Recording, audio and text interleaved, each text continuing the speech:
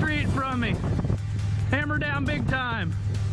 Breaking overnight, central Indiana is once again rocked by severe weather. Kokomo taking a direct hit from a dangerous tornado. Never seen an act of nature destroy a building like that, ever. Homes and buildings completely leveled, a definite path of destruction across Howard County. At least 8 confirmed tornadoes so far. But Kokomo wasn't the only area hit by the storms. Montgomery County getting hit hard as well. RTV6 is working for you following the recovery efforts just now getting underway. Now, breaking news from RTV6. Happening now at 5 o'clock on Good Morning Indiana. People are just now coming to terms with the extent of the damage left behind after a series of tornadoes rocked central Indiana. At least 8 confirmed tornadoes so far, the strongest an EF3 with winds upwards of 165 miles per hour.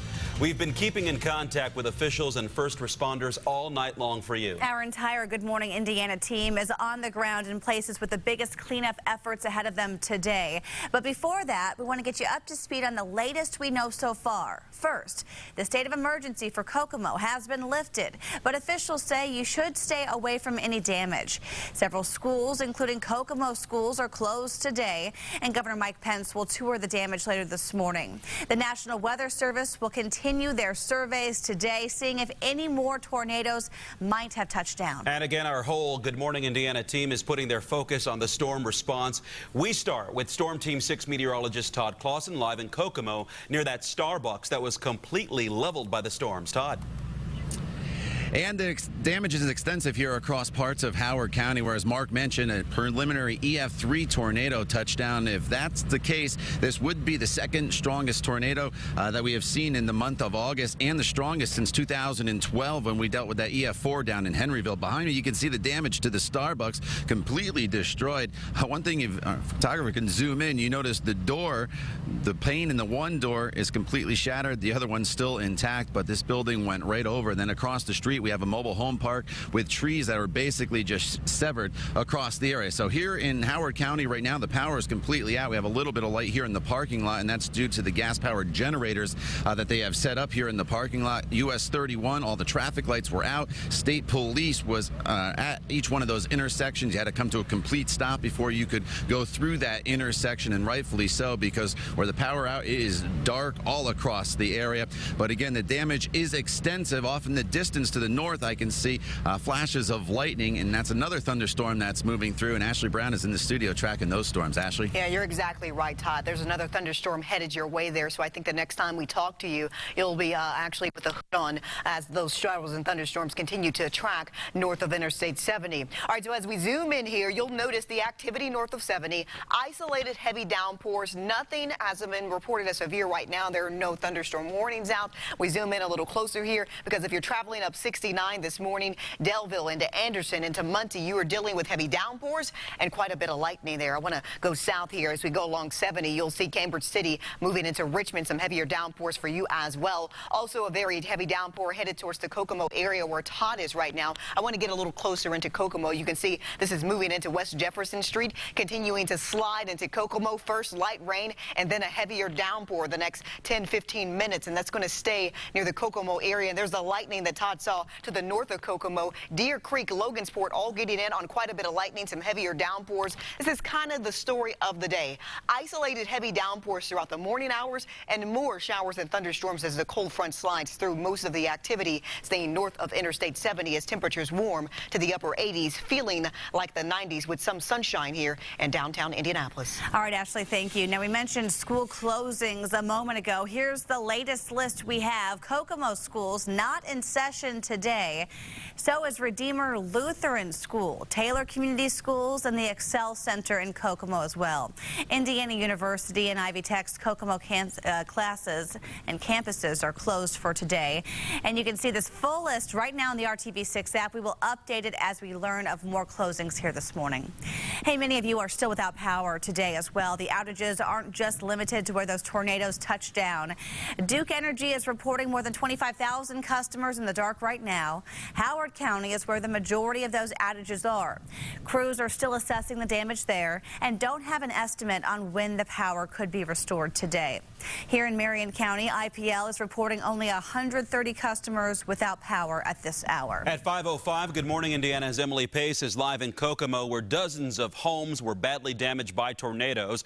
But many people living there are thankful that that's all there is to report. Emily, tell us what you're seeing there this morning. Hey, good morning. So we're finally getting a first look at some of the damage here. This is a neighborhood that's on 17th Street, which runs right behind the mall, and you can just see all of the debris in this yard.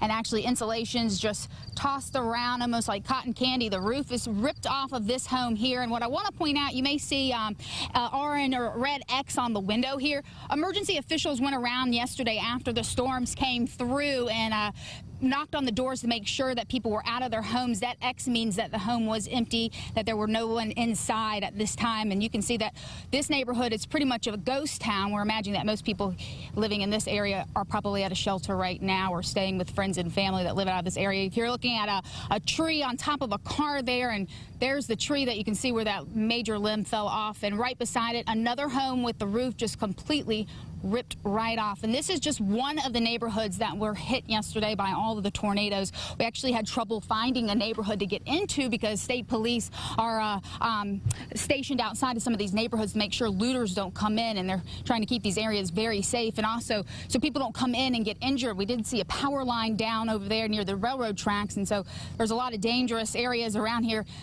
Heed officials' warnings to stay inside as long as you can, and obviously the cleanup job out here is going to be a big one. Reporting live this morning in Kokomo, Emily Pace, RTV6. Emily, very good advice there. The damage path isn't limited to just Howard County. Montgomery County is also dealing with extensive damage as well. The National Weather Service says an EF2 tornado packing winds of up to 110 miles per hour caused the damage you see on your screen there, people hanging out outside of their homes. Officials say at least 30 homes were hit by the tornado just south of Crawfordsville, and the storm caught most of the county by surprise. I was scared to death. I just slammed the window and took off to the basement. And 20 seconds tops, it was over. Well, thankfully, no reports of any injuries from Montgomery County. Electrical crews are hoping to have the power back on in this area of central Indiana sometime today. Again, Governor Mike Pence is clearing his campaign schedule to make sure everyone affected by the storms has the help and support they need. He says that he has no other priority right now. Pence got a briefing shortly after returning to Indiana on Wednesday evening. It is truly remarkable that there are such a few number of injuries or worse in the wake of this storm, given the fact that it literally struck Howard County virtually at shift change in the afternoon in a great manufacturing town and about the time kids were getting out of school. Governor Pence will start his morning in Kokomo and eventually go to Montgomery County. Pence says he'll stay in Indiana as long as necessary to ensure all needed state resources are available. I want to turn now to Storm Team 6 meteorologist Ashley Brown. She's been putting together a complete recap of storm reports from across central Indiana on Wednesday. Ashley, what have you found? And you know, this is actually the path. You look very closely here. You see in red with the tornado there, those are reports of tornadoes. 8 confirmed so far. It is rare that you wake up in the morning and they've already been confirmed. So as we zoom in this morning, I want to show you a few of those already confirmed there in Miami County. Galveston seen at around 6:27 yesterday. Our tornado touchdown there. The system continued to move north, and as we continue to move north, Carroll County at around 5:46, the system touchdown there. You can see confirmed there already at 6:15 near Peru. Miami County, the system moved into Anderson, just north of Andrews. You can see at around 7:01. So basically have a plan together, because yesterday, of course, we were under the marginal risk, but not under the slight risk for severe storms. That happened at around 1:30 p.m. when we start to see these storms amp up and start to have rotation. So at any point, whenever you hear us say marginal risk, slight risk, there is a risk for severe weather, be weather ready. Review your safety plan. Make sure you have the plan with the family. Go over the plan, discuss the plan with your family, and amend the plan if needed. If you move to a different location, that plan needs to be amended. If you have, of course, construction around the home, you need to amend that plan. We're going to go over the severe risk for today coming up in just a few minutes. All right, Ashley, thank you. Right now on the RTV6 app and the IndyChannel.com, we have links to the resources you might need today, and if you're in one of these affected areas. Also, we have galleries of the damage and also the storms that you sent in yesterday, those pictures and videos, plus how you can help the affected residents. We do know that Red Cross is already hard at work up in Howard County and Montgomery County to make sure those who are displaced by the storm can get what they need to survive here the next couple days. All right, the time now is 5:10. Let's get over to Lauren Casey. Hey, thanks, Beth. Right now, I want to give you a look at your roadways. I-65 up in Boone County, also I-465 on the west side of town here around the metro area. Not too many issues this morning, but again, you've heard to avoid those areas where the storm struck yesterday, as police are blocking those off. We still have those power outages going on. It's very widespread, so we don't have any specific areas that you need to avoid, but if that is Howard County, Montgomery County, just avoid those areas unless you live there and have to absolutely get back to your home. Now take a look at our traffic now map, getting a look here at a drive time coming into work or school here from the east side of town along westbound I-70. Right now, a quick 11-minute drive from Post Road into downtown I-65 at the north split. No crashes to report on the roadways at this time.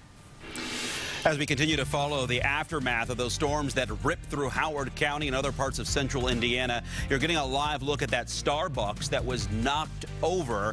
We can tell you that more than 23,000 Duke Energy customers are in the dark in this area this morning. Crews are busy at this time assessing the damage. Schools are closed. You want to give emergency responders and those power crews as much room as possible to do their work. We're continuing to follow this story for you. Breaking news are following right here on Good Morning Indiana. Time now is 5:11.